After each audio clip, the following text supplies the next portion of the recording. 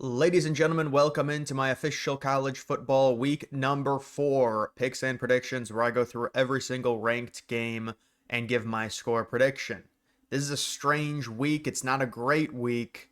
There are a few ranked v ranked matchups. There's only one noon game involving ranked teams. This is the first time I've seen this. Ladies and gentlemen, welcome into my official college football week number 4 picks and predictions, where I predict the final score of every game involving a ranked team. Beginning with the only noon game that involves a ranked team. It's a ranked v ranked matchup. This is really the first time I've ever seen this happen, at least recently. There's just no noon games involving ranked teams. It's a very, very light slate in general. Most of the better games are in the evening. Next week is going to be a lot better than this week, but we do have Texas Tech coming in at number 17, taking on Utah at number 16. Utah sitting 3.5-point favorites. They opened 4.5-point favorites. They got bet down. 65% chance to win. The analytics like them by about 3 points. Texas Tech, they faced no one, but they've looked really good. They've got a veteran QB on the road. We know Utah at home. They do have a nice environment. They've got a good atmosphere. Weird quirk to this game. It is a 10 a.m. Mountain Time start. Fox has decided to designate this game as their big noon game.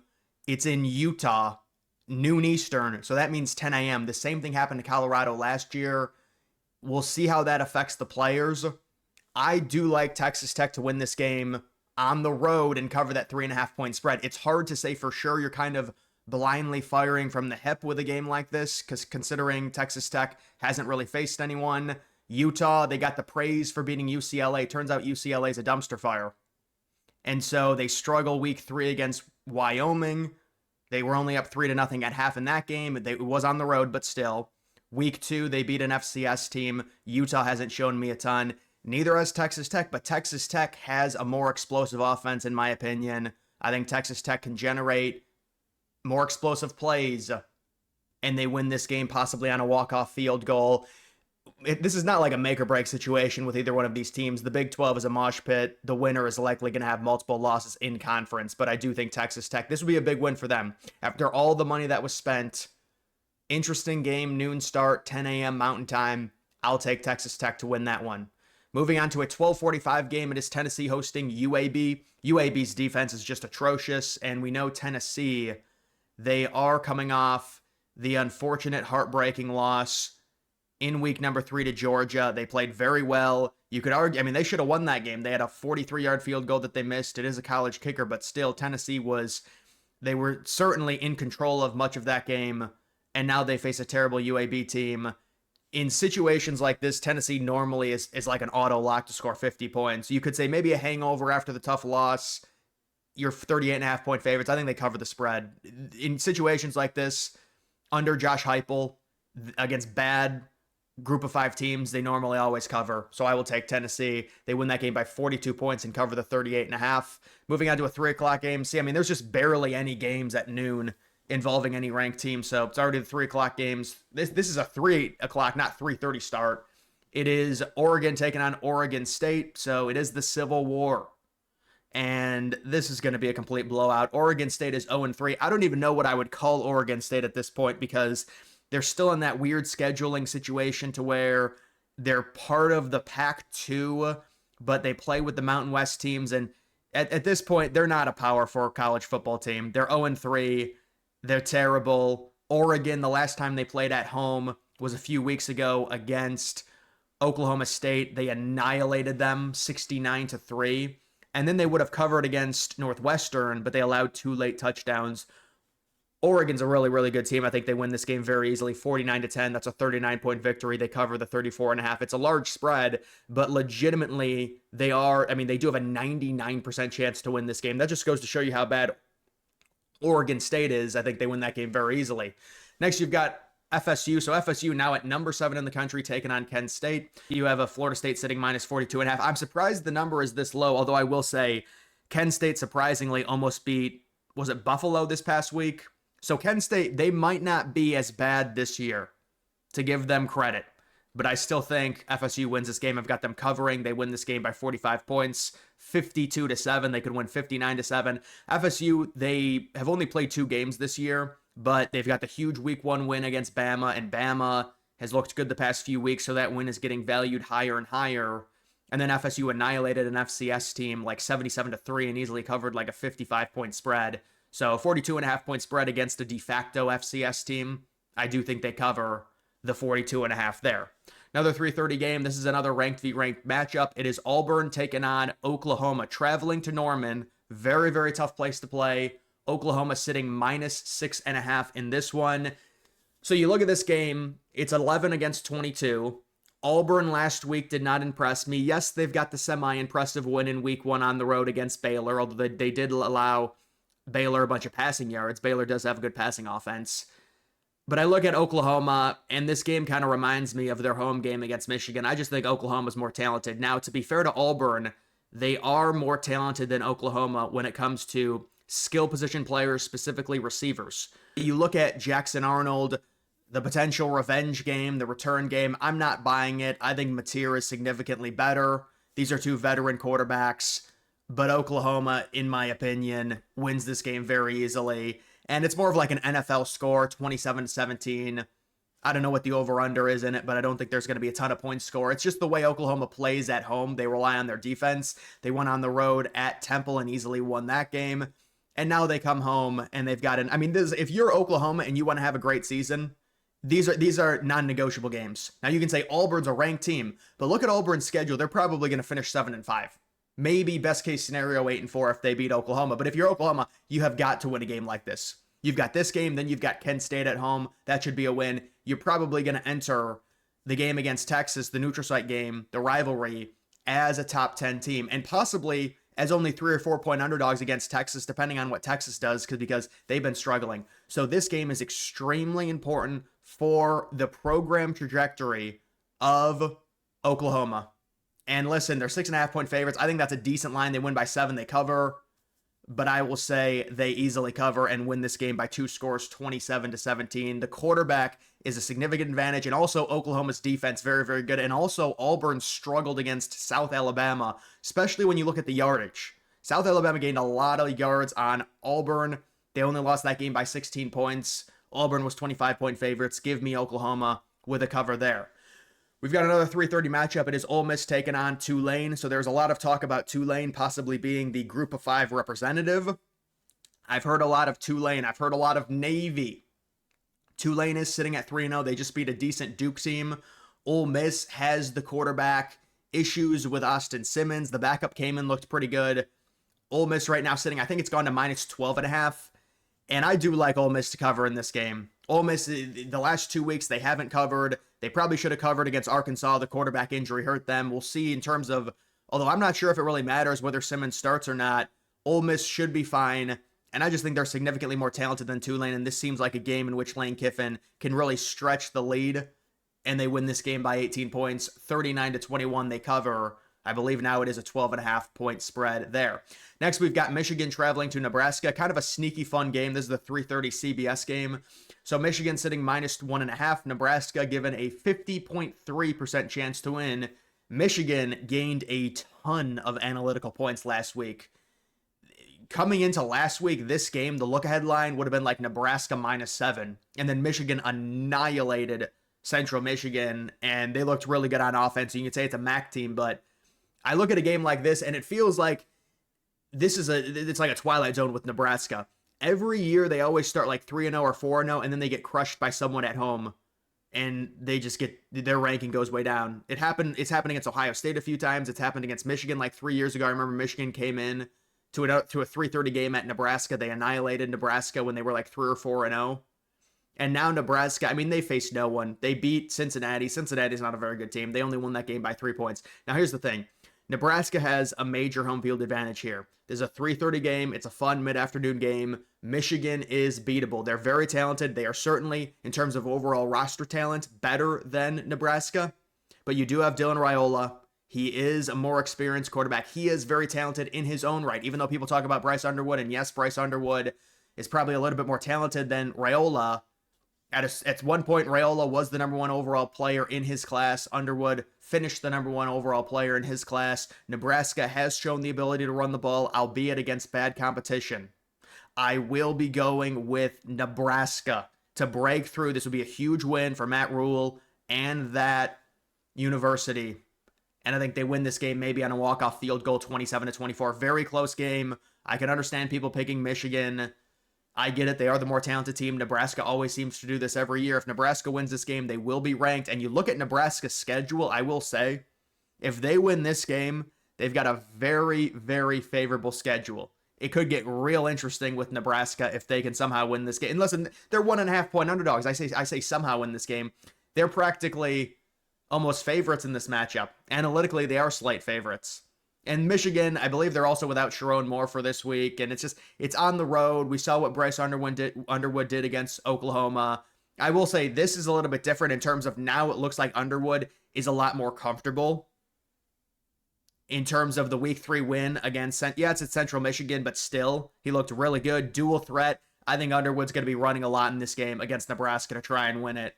But I will take Nebraska to win that there. Next, we've got Notre Dame taking on Purdue. Notre Dame is sitting at 24 in the country. A lot of people surprised Notre Dame is still ranked. They are 0-2. They've had kind of a weird start to their season where they played in week 1 against Miami. Miami's like a top 3, top 4 team. Some people think Miami's like the number 1 team in college football right now. They're breaking in a new quarterback. They come back in the fourth quarter. They barely lose. Then they have a bye week 2, and then they have a home game against Texas A&M week 3 in a game that you could say they botched completely. Now, I will say when it comes to Notre Dame, I did pick them to win and cover against Texas A&M. Their offense played more than good enough. I'm surprised their defense gave up 488 yards. I really am. But honestly, guys, if I was an AP voter, Notre Dame would probably be in my top 15. And here's why. Because if Notre Dame had faced Northern Illinois and Miami of Ohio and they're 2-0, they're probably ranked number 6 right now. So we can sit here and say, well, they're 0-2. Yeah, but the context, you got to contextualize those 2 losses. They're against very good teams. I think Notre Dame is still a good team. Yeah, the defense is a little bit concerning. I think CJ Carr is growing really quickly. They've got a good running back with Love, one of the best running backs in college football. Notre Dame wins this game. I will say Purdue surprisingly played well offensively against USC. They did, and I believe they covered that spread. Now, it was a weird game because there was this weather delay and nobody really cared about it. It was like a 4-hour weather delay. But Purdue's offense was decent. I think Notre Dame wins this game. They cover the 26.5-point spread there. Next, we've got Georgia Tech taking on Temple. Georgia Tech entering the top 25 at number 18. They beat Clemson last week. Georgia Tech minus 23.5 against Temple in this game. I think Georgia Tech wins it easily. I don't know about 23.5. I'll take Temple plus the 23.5 there. You got to love the Owls. But Georgia Tech wins that game easy. Moving on to the 7 o'clock window, it is Missouri hosting South Carolina. So this game is very hard to predict right now. We don't know if Lenora Sellers is going to play. Believe he got a concussion, so it's very iffy nowadays in college football or the NFL if you get a concussion, if he will play and pass the protocol. So we'll have to see. Missouri sitting minus 12.5. South Carolina has been a real letdown this year. Even with Sellers, they just had an anemic passing offense. And they lost 31-7 against Vanderbilt. And now they're unranked already. I have them covering in this game. I think South Carolina is we'll see with the quarterback situation, but even with the backup quarterback, South Carolina's got a solid defense. They're undervalued here. Missouri is just, I understand Missouri has started fine and they beat Kansas week 2 and they're covering spreads. I get it. But now I'm starting to think Missouri's a little bit overvalued in this game. Now we're overvaluing Missouri. Let's bring it down a little bit. This is a 7-point game. It's a hard-nosed SEC game. It's going to be hard for South Carolina, especially if they have a backup quarterback. But South Carolina will keep themselves in this game with defense. People think South Carolina's done. That's it. This is just the SEC. This is typical SEC football. It wouldn't surprise me if South Carolina won this game 20-17, honestly. That wouldn't surprise me. This is just how it is. And I'm not buying Missouri with their offense at this point. To me, they're a bit suspect. We'll see. So give me South Carolina to cover, but probably not to win. Next, we've got Florida in a non-conference game traveling to take on Miami. Another battle of Florida here. How many games? I mean, it's just like there's so many of these games are Florida versus Florida, Florida versus Florida. And let me say something about Florida. They should have covered against LSU. DJ Lagway looked very bad. 100%. This is a weird game. Like, look at this. Miami sitting minus 7.5. They're a home team. They're ranked number 4 in the country going up against an unranked team. They're only 7.5-point favorites. What does that tell you? Well, that tells you that Florida's going to cover. 100%. You can see it from a mile away. Yes, I picked Florida to cover last week. There was a phantom holding. It would have been a long touchdown. They were going to be up 10-0, and they would have lost that game probably 20-17 and easily covered the 7.5. But we're not. It is what it is. Now there's another 7.5 point spread. Yes, DJ Lagway threw 5 interceptions. People saying he's not very good. Billy Napier probably going to be fired. But I think Florida shows heart in an in-state rivalry. And they cover in this one. They lose 28-25. Miami, I was in on them to cover the 16.5 against South Florida. They easily won. They're not going to cover this game. Miami wins, but it's a walk-off field goal. People will be surprised that Florida keeps this game close throughout. Another 7:30 game, ranked v. ranked again. It is Illinois inside of the top 10 at number 9, taking on Indiana at number 19. Indiana, the home team in this one, sitting -4.5, a 63% chance to win. This is the 7:30 NBC game. I really like Indiana. To me, it's a combination of factors. This does remind me of Indiana's home game. This was a big noon game last year against Nebraska. Now, sure, Nebraska is not as acclaimed as Illinois is. Illinois right now is a top 10 team, although they faced nobody. And I haven't been a big Illinois fan. I don't think they have an explosive offense. I think Mendoza, the QB for Indiana, is significantly better than Luke Altmaier. And I think Indiana wins this game relatively easily. I've got it at 27-14, lower scoring game. Indiana gets the job done. It's a combination of factors. You're at home. It's a 7:30 game. When's the last time they've truly had an environment like this to where you get the NBC primetime window against a very beatable team in a game in which you could argue Indiana has more talent, even though they're ranked 10 spots lower? It sets up perfectly for Indiana. 4.5 is tough because they win by a field goal. You don't get the cover, but still, I'll take Indiana to win that game by 13 points and cover the spread. Next, we've got Vanderbilt entering the top 25.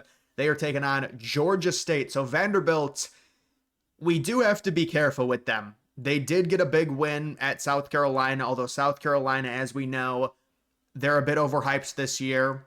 They lost their quarterback early in that game. Vanderbilt did have a decent week 2 non-conference win against Virginia Tech, although how good is Virginia Tech? We know last year they beat Alabama, but they also lost to some very bad teams. Vanderbilt does not have a very talented roster. They've got a fun team, but let's pump the brakes a little bit on Vandy. They're sitting -26 in this one. I think they win. I've got them winning by 24. It's one of those games to where you get a little bit of a hangover.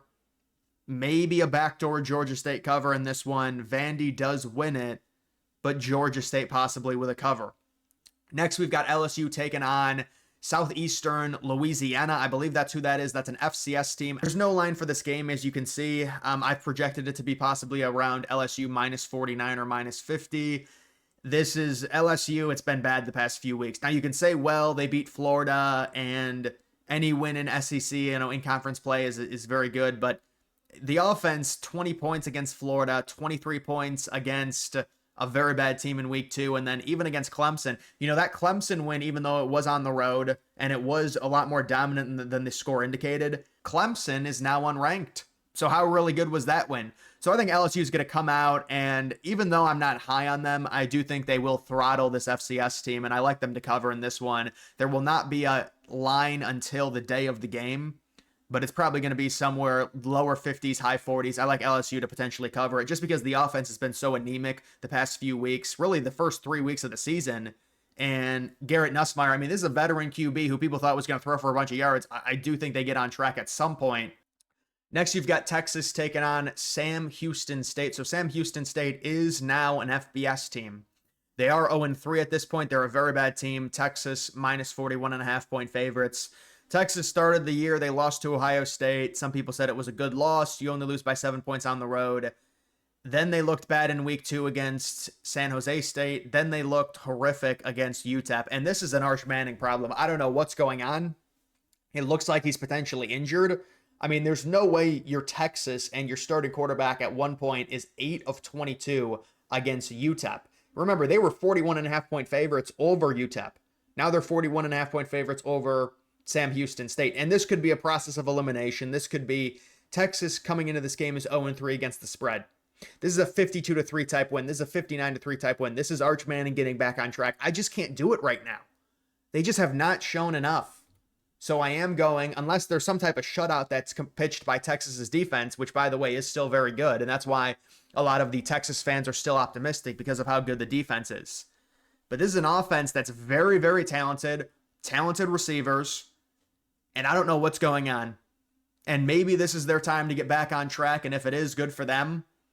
But I can't pick them minus the 41.5 in this game. I've got them 41-7. They win that game there. And then we do have an 11 o'clock game. So USC is finally ranked. USC, believe it or not, analytically is a top 10 team in college football. Now, they have not faced good teams, but based off of overall roster talent and the margins in which they've won and offensive efficiency, they're a very good team. I'm surprised they're only 15.5-point favorites in this game. This is a tough spot for MSU. MSU traveling East Coast to West Coast. Unfortunate for their fans, is an 11 o'clock Eastern start, 11 o'clock start in Michigan for them to watch this game. I would imagine this game is on Fox. Normally, these 11 o'clock games involving the West Coast teams are Fox games. And you look at USC, 95% chance. See, the analytics are saying the spread should really be like 21. And honestly, I do think USC wins this game by 21. MSU did not look good last week against an FCS team, and Aiden Childs, a lot of turnovers. We'll see. I mean, I think MSU will score a few touchdowns possibly early in this game, but USC, Lincoln Riley, they know they've got to do something this year. Double-digit win season. You've got to beat a team like Michigan State. And look, they're 15.5-point favorites. I just think it's too low analytically. They win this game by 21. But either way, guys, that's going to do it for my week number 4 picks and predictions. Make sure you like the video down below. Also follow me on X. Link to that's always in the description.